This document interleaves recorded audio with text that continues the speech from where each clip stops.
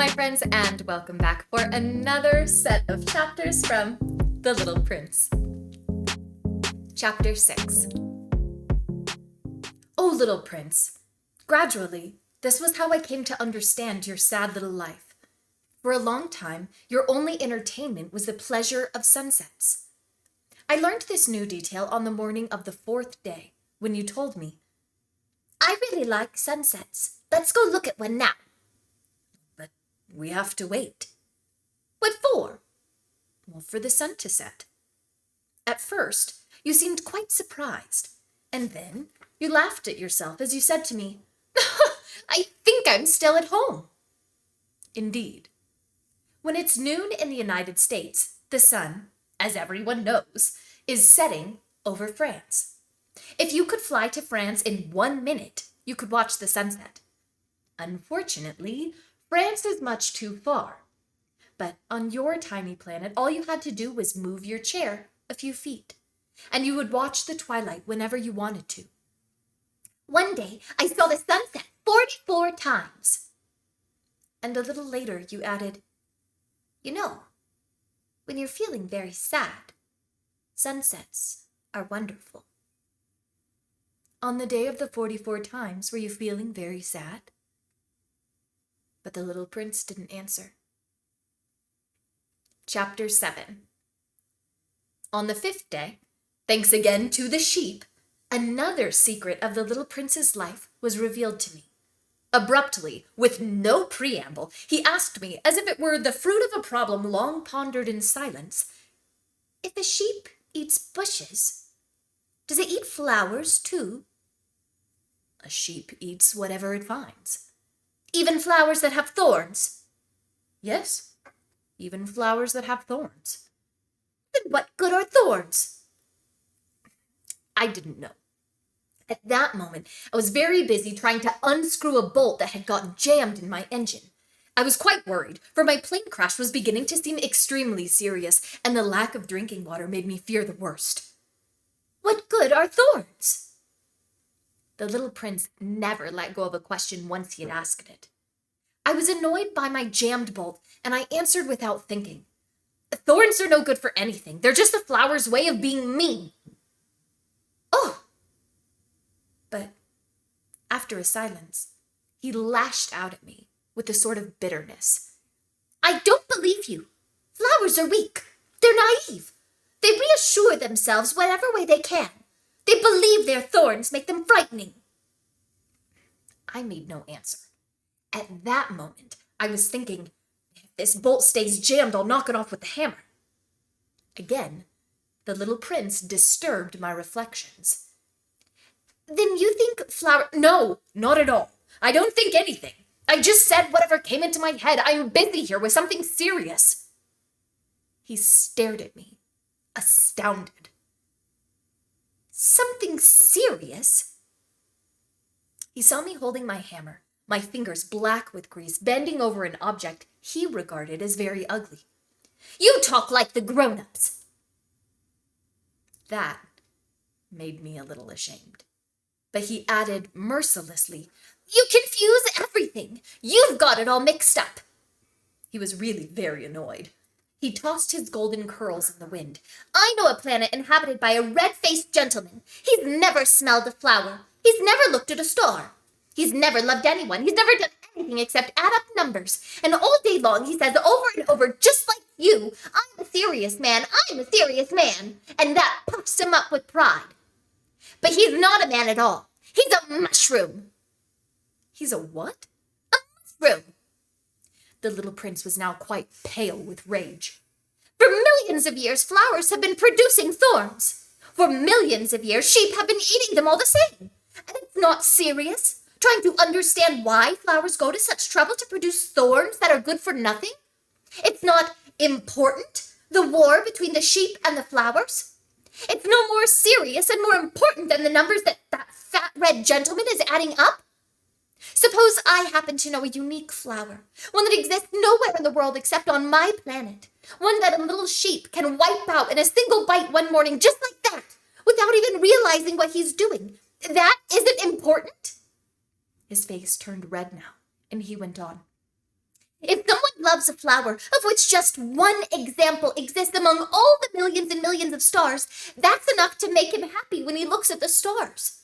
He tells himself, my flower's up there somewhere.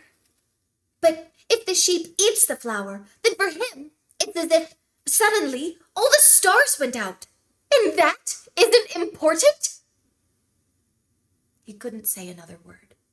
All of a sudden, he burst out sobbing. Night had fallen. I dropped my tools. What did I care about my hammer, about my bolt, about thirst and death? There was on one star, on one planet, on mine, the earth, a little prince to be consoled. I took him in my arms. I rocked him. I told him, the flower you love is not in danger. I'll draw you a muzzle for your sheep. I'll draw you a fence for your flower. I didn't know what to say, how clumsy I felt. I didn't know how to reach him, where to find him. It's so mysterious, the land of tears. Chapter 8. I soon learned to know that flower better. On the little prince's planet, there had always been very simple flowers, decorated with a single row of petals so that they took up no room at all and got in no one's way. They would appear one morning in the grass and would fade by nightfall. But this one had grown from a seed brought from who knows where, and the little prince had kept a close watch over a sprout that was not like any of the others. It might have been a new kind of baobab, but the sprout soon stopped growing and began to show signs of blossoming. The little prince, who had watched the development of an enormous bud, realized that some sort of miraculous apparition would emerge from it, but the flower continued her beauty preparations in the shelter of her green chamber, selecting her colors with the greatest care and dressing quite deliberately, adjusting her petals one by one. She had no desire to emerge all rumpled like the poppies. She wished to appear only in the full radiance of her beauty. Oh, yes, she was quite vain. And her mysterious adornment had lasted days and days. And then, one morning, precisely at sunrise, she showed herself. And after having labored so painstakingly, she yawned and said, "Oh, I'm hardly awake. Oh, forgive me, I'm still all untidy." But the little prince couldn't contain his admiration. "How lovely you are!" "Aren't I?" the flower answered sweetly. "And I was born the same time as the sun." The little prince realized that she wasn't any too modest, but she was so dazzling. "I believe it is breakfast time," she had soon added. "Would you be so kind as to tend to me?" And the little prince, utterly abashed, having gone to look for a watering can, served the flower. She had soon begun tormenting him with her rather touchy vanity. One day, for instance, alluding to her 4 thorns, she remarked to the little prince, "I'm ready for tigers with all their claws." "There are no tigers on my planet," the little prince had objected. "And besides, tigers don't eat weeds." "I am not a weed," the flower sweetly replied. "Forgive me. I'm not at all afraid of tigers, but I have a horror of drafts. You wouldn't happen to have a screen?" "A horror of drafts? That's not a good sign for a plant," the little prince had observed. "How complicated this flower is." "After dark you will put me under glass. Oh, how cold it is where you live. Quite uncomfortable. Where I come from—" But she suddenly broke off. She had come here as a seed. She couldn't have known anything of other worlds. Humiliated at having let herself be caught on the verge of so naive a lie, she coughed 2 or 3 times in order to put the little prince in the wrong. "That screen?" "I was going to look for one, but you were speaking to me." Then she made herself cough again in order to inflict a twinge of remorse on him all the same. So the little prince, despite all the goodwill of his love, had soon come to mistrust her. He had taken quite seriously certain inconsequential remarks and had grown very unhappy. "I shouldn't have listened to her," he confided to me one day. "You must never listen to flowers. You must look at them and smell them. Mine perfumed my planet, but I didn't know how to enjoy that. The business about the tiger claws, instead of annoying me, ought to have moved me." And he confided further. "In those days, I didn't understand anything. I should have judged her according to her actions, not her words. She perfumed my planet and lit up my life. I should never have run away. I ought to have realized the tenderness underneath her silly pretensions. Flowers are so contradictory, but I was too young to know how to love her." Chapter 9. In order to make his escape, I believe he took advantage of a migration of wild birds. On the morning of his departure, he put his planet in order. He carefully raked out his active volcanoes. The little prince possessed 2 active volcanoes, which were very convenient for warming his breakfast. He also possessed 1 extinct volcano, but, as he said, "You never know." So he raked out the extinct volcano too. If they are properly raked out, volcanoes burn gently and regularly, without eruptions. Volcanic eruptions are like fires in a chimney. Of course, on our Earth, we are much too small to rake out our volcanoes. That is why they cause us so much trouble. The little prince also uprooted, a little sadly, the last baobab shoots. He believed he would never be coming back. But all these familiar tasks seemed very sweet to him on this last morning, and when he watered the flower one last time and put her under glass, he felt like crying. "Goodbye," he said to the flower. But she did not answer him. "Goodbye," he repeated. The flower coughed, but not because she had a cold. "I've been silly," she told him at last. "I ask your forgiveness. Try to be happy." He was surprised that there were no reproaches. He stood there, quite bewildered, holding the glass bell in midair. He failed to understand this calm sweetness. "Of course I love you," the flower told him. "It was my fault you never knew. Oh, it doesn't matter. But you were just as silly as I was. Try to be happy. Put that glass thing down. I don't want it any more. But the wind, my cold isn't that bad. The night air will do me good. I'm a flower. But the animals, I need to put up with 2 or 3 caterpillars if I want to get to know the butterflies. Apparently, they're very beautiful. Otherwise, who will visit me? You'll be far away. As for the big animals, I'm not afraid of them. I have my own claws." And she naively showed her 4 thorns. Then she added, "Don't hang around like this. It's irritating. You made up your mind to leave. Now go." For she didn't want him to see her crying. She was such a proud flower. Chapter 10. He happened to be in the vicinity of asteroids 325, 326, 327, 328, 329, and 330. So he began by visiting them to keep himself busy and to learn something. The first one was inhabited by a king. Wearing purple and ermine, he was sitting on a simple yet majestic throne. "Ah, here's a subject!" the king exclaimed when he caught sight of the little prince. And the little prince wondered, how can he know who I am if he's never seen me before? He didn't realize that, for kings, the world is extremely simplified. All men are subjects. "Approach the throne so I can get a better look at you," said the king, very proud of being a king for someone at last.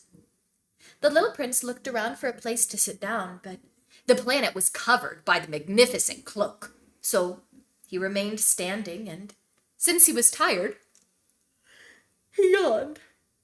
"It is a violation of etiquette to yawn in a king's presence," the monarch told him. "I forbid you to do so."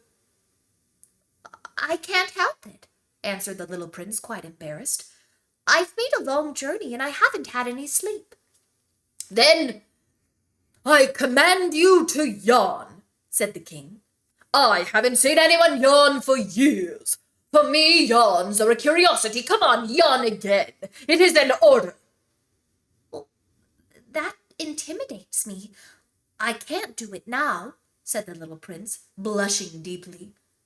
"Well, well," the king replied, "then I command you to yawn sometimes, and sometimes to—" He was sputtering a little, and seemed annoyed. For the king insisted that his authority be universally respected. He would tolerate no disobedience, being an absolute monarch. But, since he was a kindly man, all his commands were reasonable.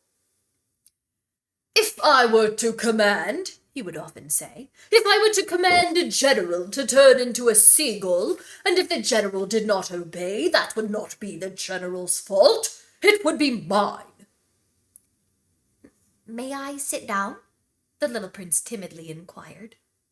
"I command you to sit down," the king replied, majestically gathering the folds of his robe. But the little prince was wondering. The planet was tiny. Over what could the king really reign? "Sire," he ventured, "excuse me for asking—" "I command you to ask," the king hastened to say. "Sire, over what do you reign?" "Over everything," the king answered with great simplicity. "Over everything?" With a discreet gesture, the king pointed to his planet, to the other planets and the stars. "Over all that?" asked the little prince. "Over all that," the king answered. For not only was he an absolute monarch, but a universal monarch as well. "And do the stars obey you?" "Of course," the king replied. "They obey immediately. I tolerate no insubordination." Such power amazed the little prince. If he had wielded it himself, he could have watched not 44, but 72, or even 100, even 200 sunsets on the same day without ever having to move his chair. And, since he was feeling rather sad on account of remembering his own little planet, which he had forsaken, he ventured to ask a favor of the king. "I'd like to see a sunset. Do me a favor, your majesty. Command the sun to set." "If I commanded a general to fly from one flower to the next like a butterfly, or to write a tragedy, or to turn into a seagull, and if the general did not carry out my command, which of us would be in the wrong, the general or me?" "You would be," said the little prince quite firmly. "Exactly. One must command from each what each can perform," the king went on. "Authority is based, first of all, upon reason. If you command your subjects to jump in the ocean, there will be a revolution. I am entitled to command obedience because my orders are reasonable." "Then my sunset?" insisted the little prince, who never let go of a question once he had asked it. "You shall have your sunset. I shall command it. But I shall wait, according to my science of government, until conditions are favorable." "And when will that be?" inquired the little prince. Well, replied the king, first consulting a large calendar. Well, that will be tonight, around 7:40, and you'll see how well I'm obeyed." The little prince yawned. He was regretting his lost sunset, and besides, he was already growing a little bored. "I have nothing further to do here," he told the king. "I'm going to be on my way." "Do not leave," answered the king, who was so proud of having a subject. "Do not leave. I shall make you my minister." "A minister of what?" Of justice." "But there's no one here to judge."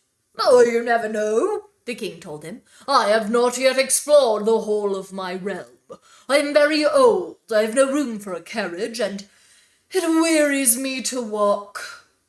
"Oh, but I've already seen for myself," said the little prince, leaning forward to glance one more time at the other side of the planet.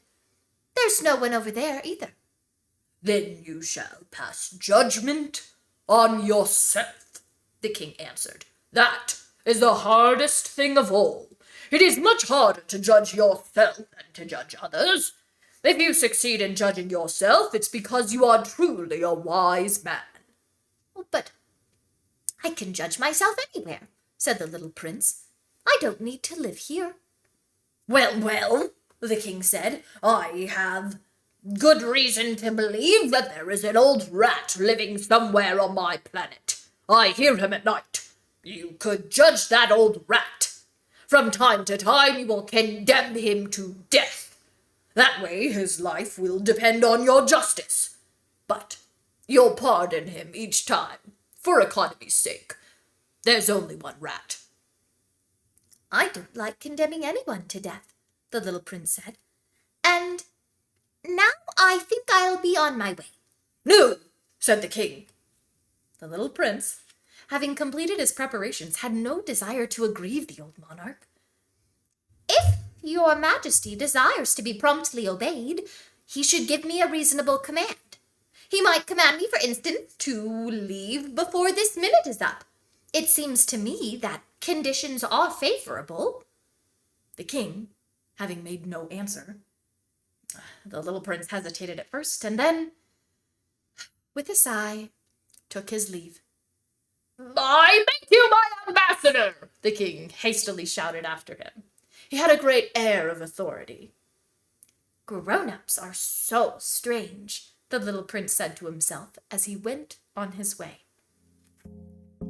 And that ends Chapter 10. Catch us back next time for our next group of chapters.